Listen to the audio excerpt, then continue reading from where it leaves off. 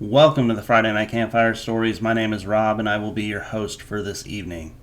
It is the first Friday of the month, meaning we are getting into a brand new story. If you're new here, the Friday Night Campfire Stories is a weekly series I do every single Friday where I share a chapter from one of my original stories with you guys here on my channel. For the past 2 months, we've been reading through my story Astral, but now we're switching gears into a new story I call Utopia. Utopia is a very unique and thrilling and mysterious story.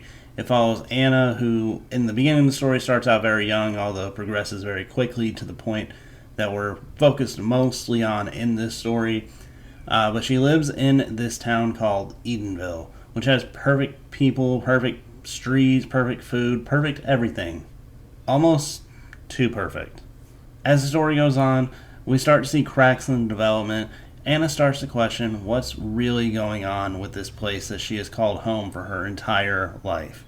And all those questions will be answered and more over the next month as I share with you a chapter from the story each and every Friday. Before we get going, I'd be honored if you would click that subscribe button. I'm trying to get to 1,000 subscribers by the end of August, and I definitely need your help to do it.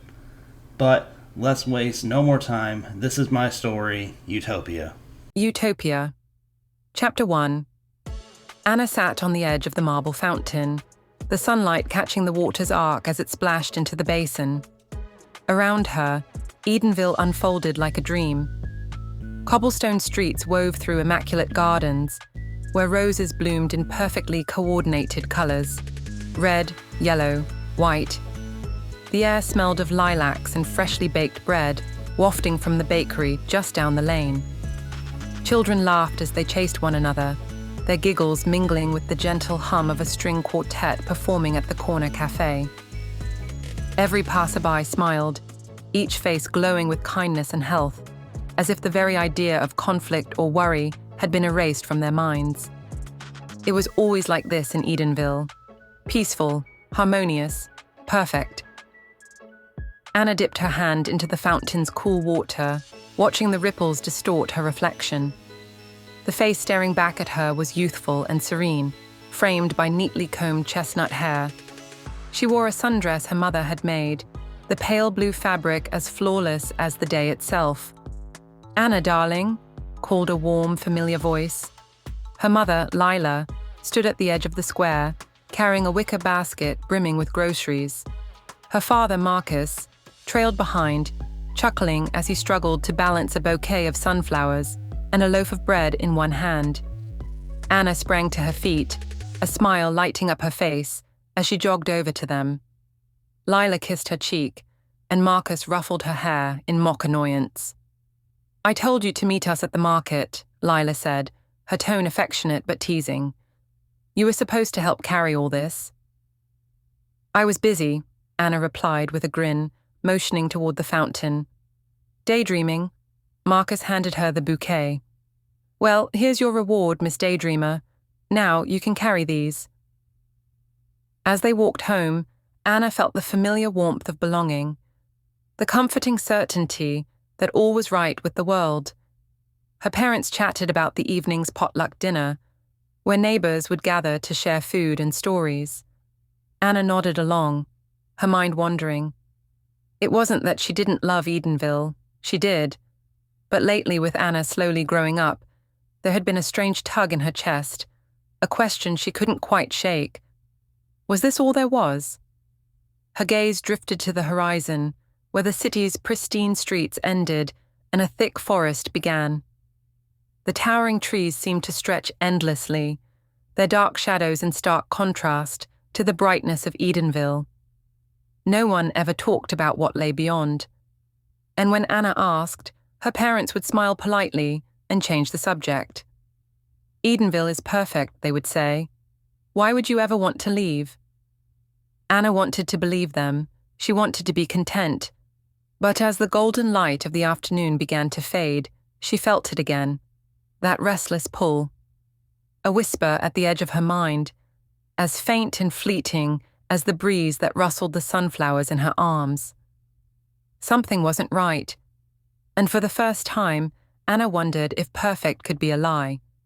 The sound of the town bell echoed through the square, marking the start of another idyllic day in Edenville. Anna waved to Mr. Fenton, the grocer, who greeted her with a broad smile as he placed a perfectly ripe apple in her hand. "On the house, Anna," he said, his voice warm and paternal. "Keep being the town's brightest star." Anna thanked him, biting into the crisp fruit as she strolled past the tailor's shop. Mrs. Calloway was in the window, hemming a suit, her fingers moving with practiced grace. She paused to wave, her glasses slipping down her nose. "Your dress for the festival is nearly finished, dear," she called out. "You'll look stunning." "Thank you, Mrs. Calloway," Anna replied, her cheeks flushing at the attention. The streets buzzed with cheerful energy. The flower vendor hummed as she arranged her bouquets. The baker, Mr. Halston, handed fresh bread to a line of laughing customers. Everywhere Anna looked, people were kind, happy, and helpful. Edenville wasn't just a place, it was a living portrait of harmony. Time seemed to flow effortlessly in Edenville, marked by seasons that always arrived just as they should. Gentle springs, radiant summers, golden autumns, and cozy winters. Anna excelled at everything she tried. At 8, she helped organize a neighborhood cleanup, earning the mayor's praise. At 10, she won first prize in the Edenville Art Fair with a painting of the town square. By 12, she was top of her class in academics, admired by peers and teachers alike. Eva, her best friend, was always by her side. They were inseparable, two halves of the same coin. While Anna exuded quiet confidence, Eva was the boisterous one, always ready with a joke or a mischievous plan. Together, they were a team, whether it was acing group projects or winning the annual sack race at the town picnic. By the time Anna turned 16, her reputation as the golden girl of Edenville was firmly established. Her school grades were flawless, straight A's in every subject. Teachers praised her discipline and dedication, and her classmates adored her for her kindness and humility. Eva remained her steadfast companion. They would spend hours studying together, planning their future, or simply lying on the hill overlooking the town, dreaming of what lay beyond. "Do you ever wonder what's out there?" Anna asked one evening, her gaze fixed on the forest that bordered Edenville. Eva chuckled. "You're always so curious, Anna. Why would you need anything more than this?" She stretched her arms wide, gesturing to the glittering town below. "We have everything we could ever want." Anna smiled, but the restless tug in her chest returned. At 18, Anna stood on the central stage during the Harvest Festival, accepting an award for her academic excellence. The crowd cheered, their faces lit with pride and admiration. Eva whistled loudly from the front row, clapping as if her hands might fall off. Anna scanned the crowd. Everyone she loved and cared for was there. Her parents, her friends, her neighbors. And yet, amidst the applause, she felt a pang of unease. The same whisper that had followed her since childhood. Is this all there is? As the festival lights twinkled against the darkening sky, Anna glanced toward the edge of the forest. It loomed silently, its shadow stretching like fingers, pulling her thoughts toward the unknown. For a moment, she wondered if the applause, the cheers, the smiles, if it was all a beautiful lie. The morning of graduation was a celebration of perfection, as everything in Edenville always was. The town square had been transformed into an open-air auditorium, decorated with streams of golden ribbons and fresh bouquets. Rows of chairs faced the stage, where a podium stood beneath an arch of sunflowers. Anna adjusted her cap and gown, glancing at her reflection in a nearby window. She looked the part, confident, poised, and radiant. Yet, beneath her calm exterior, a twinge of nervousness stirred. She had written her speech late last night, struggling to find the right words, to encapsulate everything she felt about the future. When her name was called, the applause was deafening. She stepped onto the stage, her gaze sweeping across the sea of proud faces. Her parents beamed in the front row, and Eva gave her an encouraging thumbs up. Anna took a deep breath and began. Good morning, friends, family, and the class of 2025. Today, we stand at a crossroads, the end of one journey and the beginning of another. For as long as I can remember, Edenville has been our home, our sanctuary, and our guiding light. We've grown up surrounded by kindness, by love, and by a community that always lifts us up. We are the luckiest people in the world to have been raised here. And yet, as I look out at all of you, my classmates, my peers, my friends, I can't help but wonder, is this where our story ends? We've been given so much, but with great blessings comes great responsibility. Responsibility not just to our families or our town, but to the world. What lies beyond the borders of Edenville? What challenges await us outside this perfect haven? I believe it is our duty, our privilege to find out. Because I know this for certain, the world needs us. We've been taught to strive for excellence, to treat others with respect, to solve problems with creativity and compassion. These are not just values for Edenville, they are values for humanity. Imagine the impact we could have if we took all that we've learned here and shared it beyond these borders. Imagine how we could change the world. Anna paused, scanning the audience. A murmur had begun, subtle but unmistakable. She pressed on, her voice steady. I know this might sound daunting. After all, Edenville is perfect. It's easy to stay in a place where everything is comfortable and familiar. But growth comes from stepping outside of our comfort zones. Change comes from daring to ask questions and seek answers. So I challenge all of us, myself included, to look beyond the horizon, to ask what more we can do, not just for our town, but for the world. Let's be brave enough to write a future that's even brighter than the one we've been given.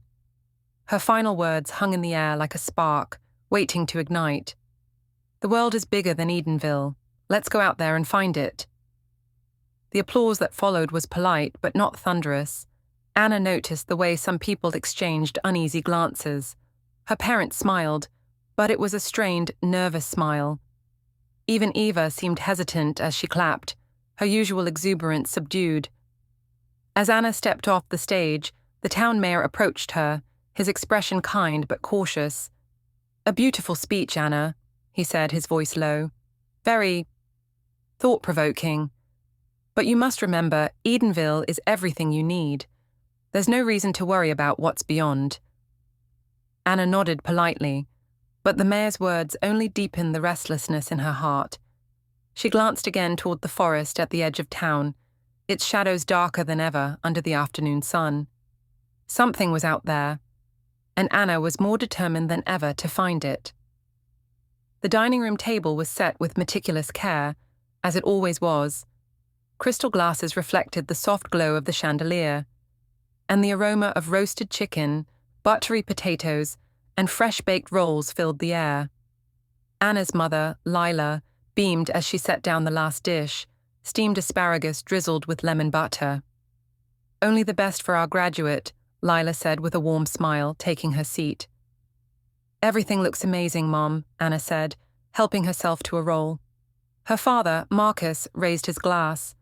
To Anna, Edenville's brightest star. You've made us so proud, kiddo. Anna blushed as her parents clinked glasses. Thanks, Dad, but it's not just me. Eva and everyone else did great too. Modesty is a fine trait, Marcus said, his tone teasing. But let's not pretend you aren't the talk of the town. I had 3 people stop me today to congratulate me on raising such a perfect daughter. Anna laughed lightly. Maybe they were just being nice. Nonsense, Lila chimed in, passing the asparagus. They adore you. Who wouldn't? You're smart, kind, hard-working. Everything we ever dreamed you'd be. Anna smiled but felt a familiar twinge of unease. The conversation always circled back to how proud they were of her, how perfect she was. Sometimes it felt less like love and more like expectation. As the meal progressed, the conversation turned to the future. So, now that you're officially a graduate, Lila began, her voice bright with curiosity. What's next for you, Anna? Have you thought about what you want to do? Anna paused, setting her fork down. Actually, I have. I've been thinking about going to college. Marcus's face lit up. College? That's a fantastic idea. Higher education is important. You'll meet new people, learn new things, expand your horizons. Anna's heart lifted at her father's enthusiasm. She'd expected more resistance, but his words gave her hope. Just as Marcus started to elaborate on how proud he was of her ambition, his phone buzzed on the table. He glanced at the screen, frowned and stood. Excuse me, just a quick call. He stepped into the next room, leaving Anna and Lila in a sudden, awkward silence. Lila cleared her throat and offered a soft smile. It's a big step, college, but you've always been brave, Anna. I'm sure you'll do well at whatever you choose. Thanks, Mom, Anna said, though she sensed an undercurrent of hesitation in her mother's voice. Marcus returned a few minutes later, his expression unreadable. He sat down slowly, his demeanor noticeably changed. You know, he began, his tone measured. On second thought, college might not be the best idea right now. Anna blinked, confused. What? But you just said... I know what I said, Marcus interrupted gently. But after thinking about it, Edenville doesn't have a college. You'd have to leave, and honestly, I'm not sure that's the right path for you. Lila chimed in, her voice soothing. You're the golden girl of Edenville, Anna. You could have any job you want right here. Why go somewhere else when you already have everything you need? But I want to learn more, Anna argued, her voice firm but not raised. I want to grow and experience the world. Isn't that what education is for? Marcus exchanged a glance with Lila before replying. Leaving Edenville might not be what's best for you, Anna. There's no reason to take unnecessary risks. Anna's jaw tightened.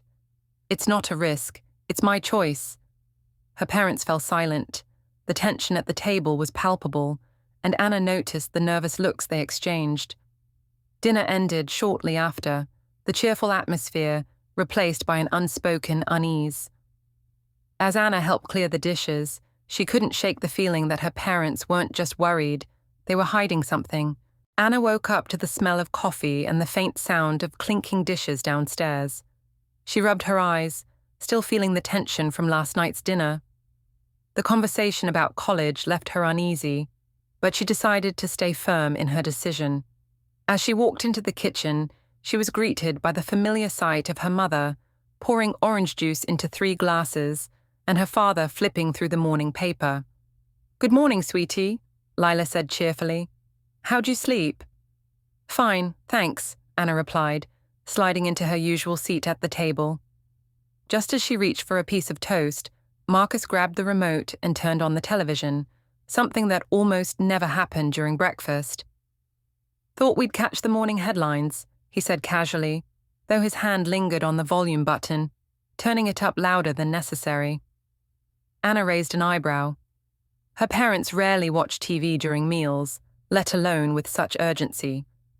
The news anchor's voice filled the room. Good morning, Edenville.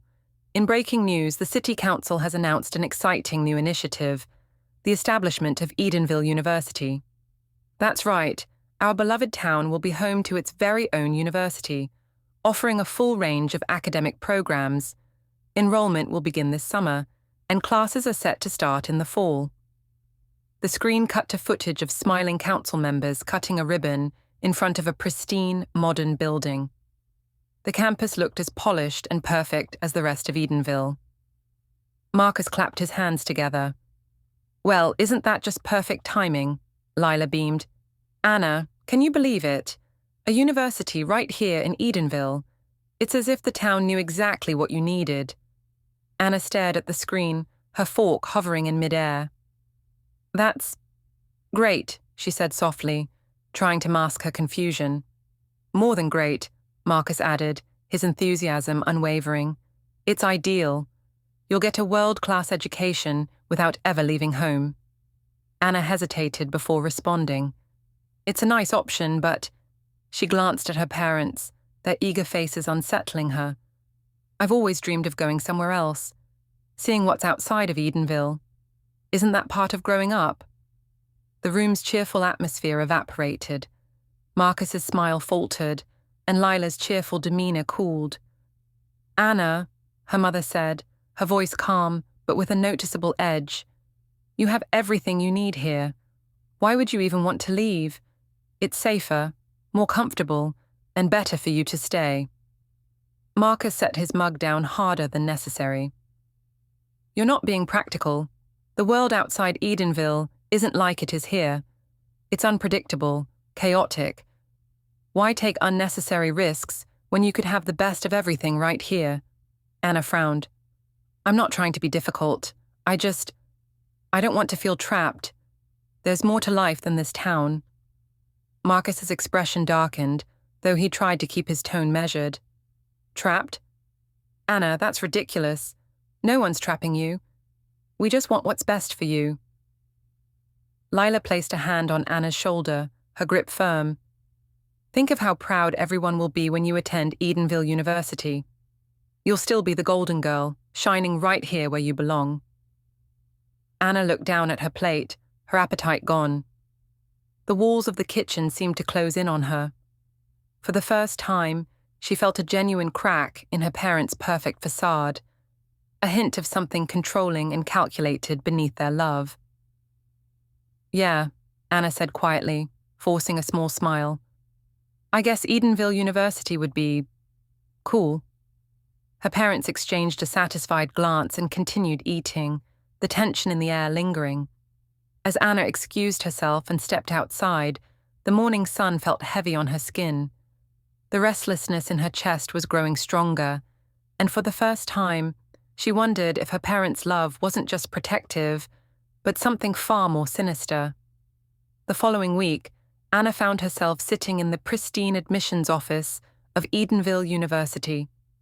The walls were painted a soft cream, decorated with framed photos of smiling students and faculty. Everything felt impossibly polished, much like the rest of the town. Anna sat stiffly as her parents beamed at the admissions officer. Anna is an exceptional student, Marcus said proudly. Top of her class, a natural leader, and a role model for everyone in Edenville. Of course, we wouldn't expect anything less, the admissions officer replied, her smile too wide. She'll fit in perfectly here. Anna nodded along, feigning excitement as she filled out the application forms. She knew her parents were watching her every move, their approval hinging on her compliance. But as soon as they left the university office, Anna's mind was elsewhere. That evening, Anna sat in her room with her laptop open. The glow of the screen illuminated her determined expression. She scoured the internet for universities outside Edenville, applying to any that seemed even remotely appealing. Schools in big cities, small towns, and even ones halfway across the world, she didn't care. It felt exhilarating to take this step on her own, to rebel against the invisible walls her parents had built around her. As the weeks passed, Anna eagerly awaited responses. Each day she checked the mail, her heart fluttering with hope. Then, one afternoon, she found her first letter. Her excitement quickly turned to dread when her mother intercepted it. "What's this?" Lila asked, holding the envelope with raised eyebrows. Anna froze, then forced a casual tone. "Oh, just a brochure. I've been looking into some other schools, just to see what's out there." Lila's smile faltered. "Without telling us?" "Anna," Marcus said, stepping into the room, his voice firm. "Why would you do that? We've already made arrangements for Edenville University. There's no need to waste time with these other places." "I just wanted to explore my options," Anna replied, trying to keep her voice steady. Lila opened the envelope and scanned the letter. Her lips curved into a tight smile. "Well, it doesn't matter. They rejected you." Marcus glanced at the letter and chuckled lightly. "See? It's for the best. You belong here." Anna's chest tightened. Over the next few days, more letters arrived, and her parents intercepted them each time. "Another rejection," Lila said with a forced tone of sympathy, handing Anna a crumpled envelope. "Maybe they just don't see your potential like Edenville does," Marcus added. "Their loss." The rejection stung deeply. Each letter felt like a door slamming shut on the future she had dreamed of. One evening, Anna sat on her bed surrounded by the rejection letters. Tears streamed down her face as she read the words over and over again. "We regret to inform you." She didn't understand. Her grades were perfect, her extracurriculars outstanding. How could she be turned away from every school she applied to? Her parents' behavior didn't help. They seemed annoyed that she had gone behind their backs, but oddly satisfied with the outcome. "Don't let it get to you, Anna," Lila said one evening. "It's just proof that you're meant to stay here. Everything happens for a reason." Marcus chimed in, his tone smug. "You'll see. Staying here is the best decision you could make. The world out there just isn't ready for someone like you." Anna didn't respond. She felt trapped, the walls of Edenville closing in around her. Deep down, a nagging thought began to take root. Maybe the rejections weren't coincidences. Maybe someone was ensuring she stayed exactly where she was. Anna was startled when she received the call from the mayor's office that morning. "The mayor would like to see you, Anna," the secretary had said with an air of importance. "It's about your future." Her parents had been elated. "See," her mother had said with a smile, "everyone in Edenville is rooting for you. You're special, Anna." Now, as she stood in front of the large oak doors of the mayor's office, she felt a knot of unease. The secretary ushered her inside with a warm smile. "He's just running a few minutes late," she said. "Please, make yourself comfortable." The office was grand, with high ceilings and bookshelves lining the walls. A large desk sat at the far end, flanked by floor-to-ceiling windows that offered a picturesque view of Edenville. Anna sat down in one of the plush chairs, but couldn't shake her curiosity. Her eyes wandered over the room, taking in every detail. Then, something caught her attention. A map pinned to the wall behind the desk. It was a map of Michigan, labeled with cities and towns she vaguely recognized from geography class. She stood and walked toward it, her brow furrowing as she scanned the names. Detroit, Grand Rapids, Traverse City, Lansing. Her eyes searched the western part of the map, near the area where her parents had always said Edenville was located. But no matter how closely she looked, she couldn't find it. Her heart began to race. Was it an oversight? A mistake? She glanced around the office, ensuring she was still alone. On impulse, she pulled the map off the wall, folded it quickly, and stuffed it into her pocket. She'd study it later, when she could think clearly. Just as she returned to her seat, the door opened. The mayor strode in with a broad smile and a firm handshake. "Anna, it's always a pleasure to see Edenville's brightest young star," he said warmly, taking a seat across from her. "I've heard so much about your accomplishments. You've made us all so proud." "Thank you, Mr. Mayor," Anna said politely, though her mind was still on the map. The mayor leaned forward, his tone shifting to something more serious. "So, tell me, Anna, what's next for you? I understand you've been thinking about college." Anna hesitated but decided to be honest. "I want to go to college, yes. I've applied to a few schools, but I keep getting rejected. I don't understand why." The mayor's expression brightened, as if he'd been waiting for this. "Well, Anna, I'm glad you brought that up. It is my honor to tell you that Edenville University has accepted you on a full-ride scholarship. Full tuition, room and board, everything covered. You deserve nothing less." Anna forced a smile. "That's wonderful. Thank you," but inside, she felt anything but thankful. How could it be that Edenville University was so eager to have her, yet no other school in the country seemed to want her? The disconnect gnawed at her, fueling the unease she couldn't shake. "I hope you see this as the opportunity it is," the mayor continued. "A chance to thrive right here in the community that loves and supports you." Anna nodded, her mind elsewhere. She left the mayor's office a short time later, clutching the scholarship packet he'd handed her. As she walked home, the folded map in her pocket felt heavier with every step. Anna sat at her desk, the map of Michigan spread out before her. Her fingers traced the creases as she examined it again, her eyes darting from city to city. She'd scoured every inch of the map, from the upper peninsula to the southern border, but no matter how closely she looked, Edenville wasn't there. She leaned back in her chair, her mind racing.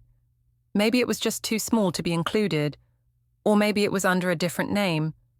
But even as she tried to reason it out, the gnawing feeling in her stomach wouldn't let up. "Anna, dinner's ready," her mother called from downstairs. Anna folded the map and tucked it into her desk drawer, her movements deliberate.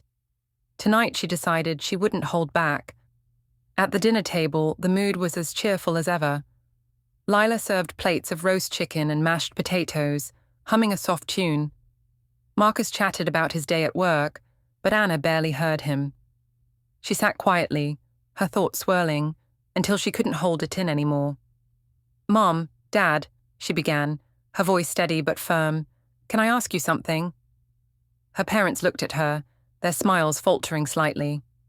"Of course, sweetheart," Lila said, her tone light but cautious. "Where exactly is Edenville?" Marcus blinked. "What do you mean? You've lived here your whole life." "I mean," Anna pressed, her voice growing sharper, "why isn't it on the map?" Her parents exchanged a quick glance. "What map?" Marcus asked, his tone too casual. "The one in the mayor's office," Anna said. "I looked at it today. There's no Edenville anywhere on it. How is that possible?" Lila laughed nervously. "Oh, honey, it's probably just an old map. Maybe they haven't updated it to include smaller towns." "Really?" Anna said, crossing her arms. "Then why is every other town on there? Even one smaller than Edenville?" Her mother's hands fidgeted in her lap, and her father's jaw tightened. "It's nothing to worry about," Marcus said firmly. "Maps don't always show everything. You're overthinking it." Anna leaned forward, her voice growing more insistent. "And why have I never been outside of Edenville? Not even to a nearby city? Why is it that every time I ask about leaving, you shut me down?" "Anna," Lila began, but Anna cut her off. "And why did every other college reject me? You always told me I was good enough to go anywhere. So why can't I?" Her parents' faces paled, their perfect facade cracking with every word she spoke. "Anna," Marcus said, his voice strained, "you're letting your imagination get the best of you." "No," Anna said, her voice rising, "I'm not. Something isn't right, and you know it. I can feel it." Before either parent could respond, a deafening siren blared through the house. The sound was shrill and unrelenting, cutting through the tension like a knife. "What's that?" Anna asked, startled. "It's the tornado siren," Lila said quickly, standing up. "We need to get to the basement, now." Marcus grabbed her arm and pulled her toward the stairs.